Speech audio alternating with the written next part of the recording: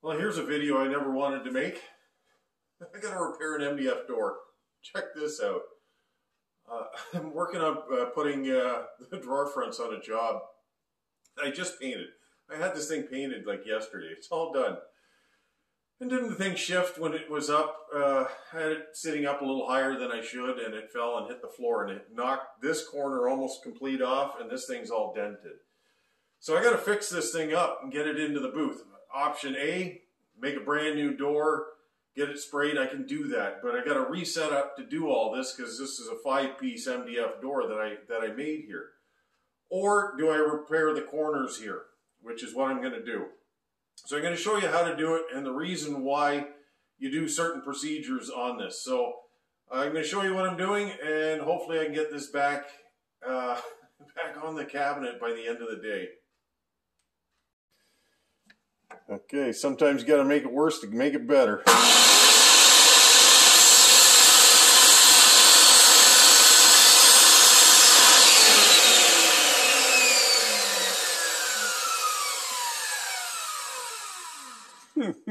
I am so sad.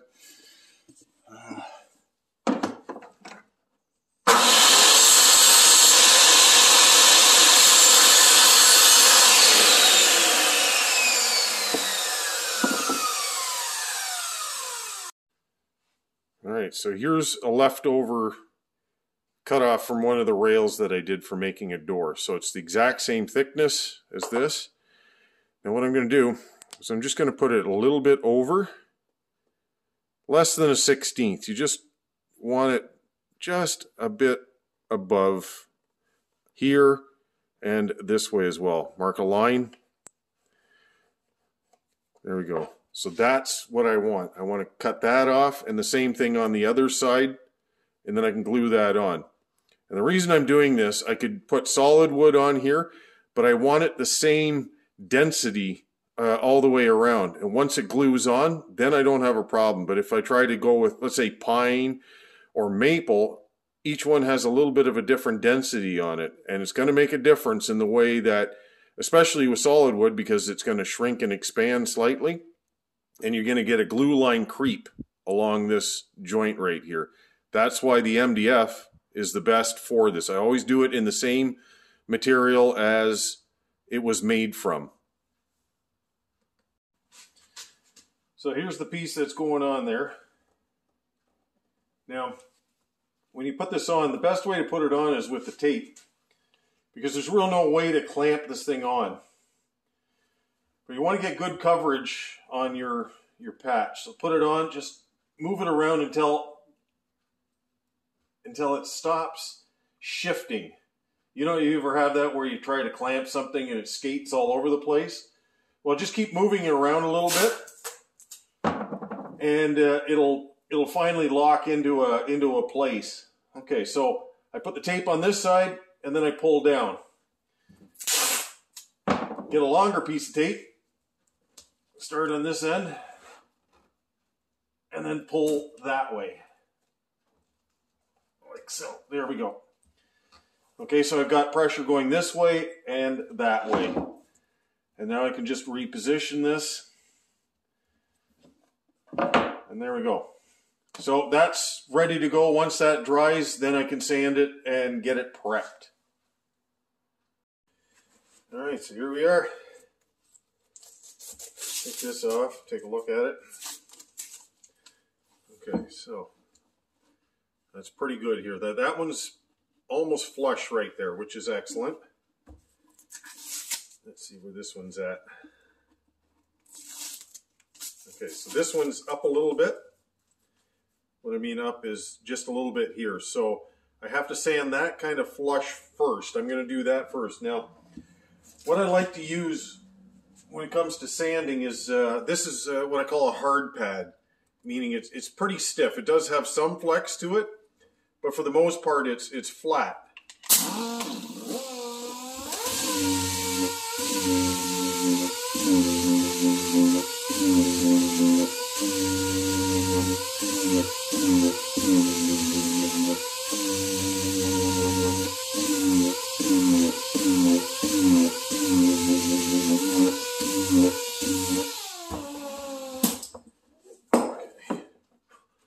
So you see there, that's nice and flat. Now, because the last thing you want to do is you want to sand this and go, oh, well, it tips like this. So right now, I've got that, and it's nice and flat.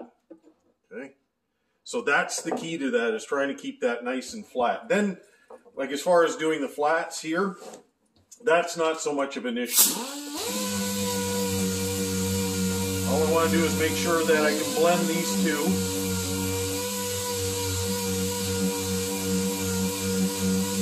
Right like that.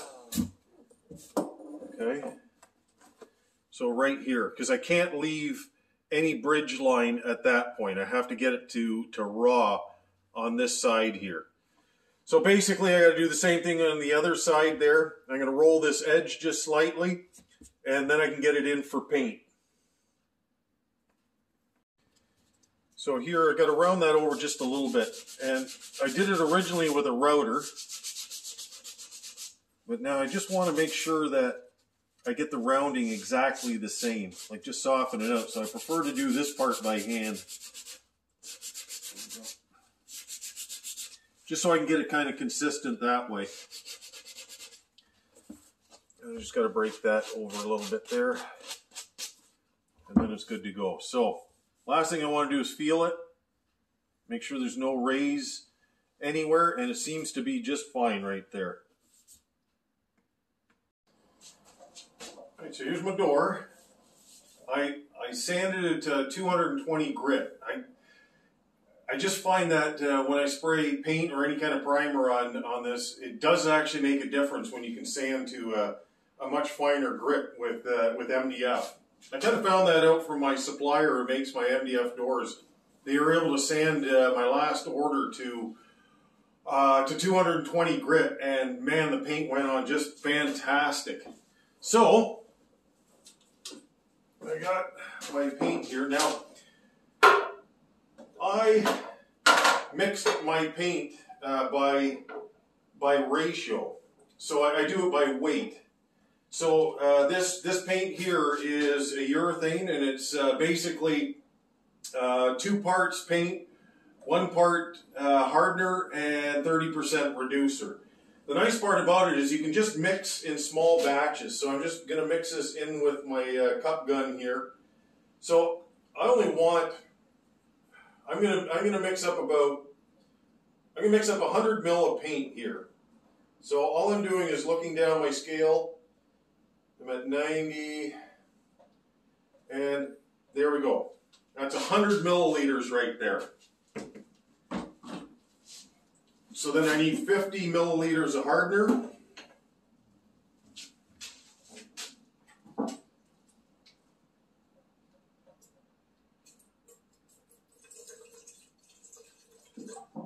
There we go. And then a bit of reducer.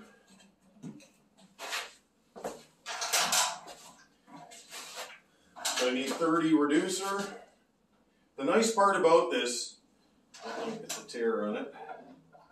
There we go. Is you can get your ratios perfectly.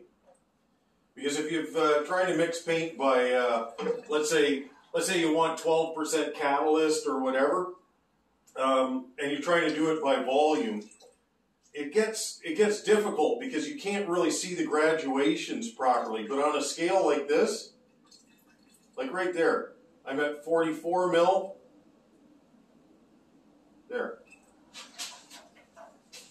And if you make a mistake, like just what I did there, I'm just doing this for the sake of what's here. So I went to 47 milliliters, so I got to go, oh no, I went above by 17. So you can just do the math backwards, and all I got to do is just add a little bit more paint to make up that ratio. So I've got basically 17 over, so 30, 40. So if I added, okay, about 20 more paint. There we go. There we are. And a little bit more hardener again. and then a 10 on the hardener. There we are. Now I got my ratio back to what it is, because it's the reducer actually makes quite a big difference, because if you change your viscosity and try to paint when it's too thin or too thick, man, does that ever make a difference, especially when you're using a cup gun like this. But all I'm doing is just mixing up enough paint so that I can spray this one door here. This is actually a little bit more than what I need, but realistically I need maybe about 50 milliliters to do one door here. But I'm going to spray probably 3 coats on this. The first one is just a grip coat, and it's going to be a very fine coat. I'm not going to hit it hard, and I'm going to let it set up so that I can at least sand it. And then once I do that, then I can put the next coat on and put a heavier coat, and then the third coat is going to be over the whole entire surface of the door. Okay, little tip when spraying. These little filters here, inline filters that fit on the end of your gun, regardless if you're spraying with a compressor and a gun that requires that, or airless like what I'm using here. It's just so much better for your paint if you do that.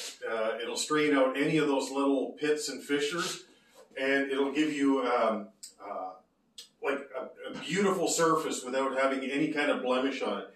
If you don't have one of these, I'd suggest getting them, because they save you a lot of money and time.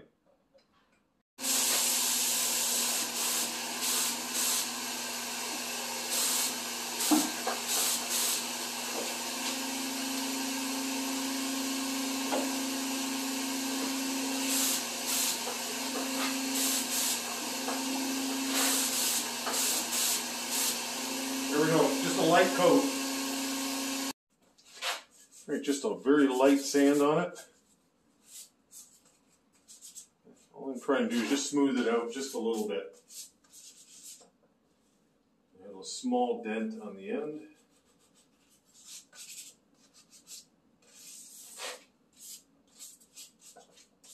Okay.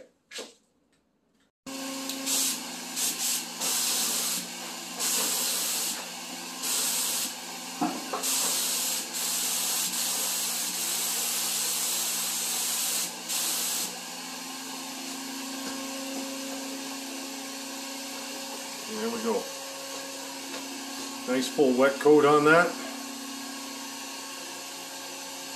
Let that dry, one more coat. So I'm just going to put the final coat on here, and with this urethane paint, the nice part about it is I can do what's called wet on wet. So this thing it's tacked up for about an hour, but I can put another coat right on top of it without sanding it, so long as everything is good, and that's why I have that filter on there, and everything is just nicely set up, but it'll get a chemical bond. It'll actually grip into the next surface down below, as opposed to doing a mechanical bond where you have to sand. So I checked it. If there was any little thing, I'd just scrape it a little bit, but right now I can just go over it with a final coat.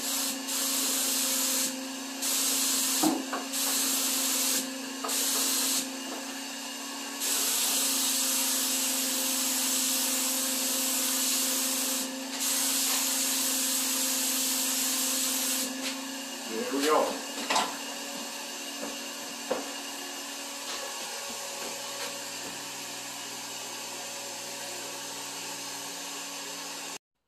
So here's the end result. There you go.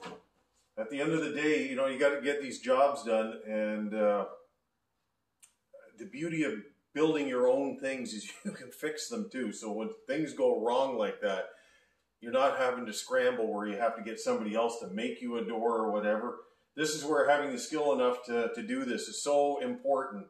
Because when you're in this work, you have to learn to fix up your mistakes, because you are definitely going to make them. So at least it's going out, and crisis averted once again.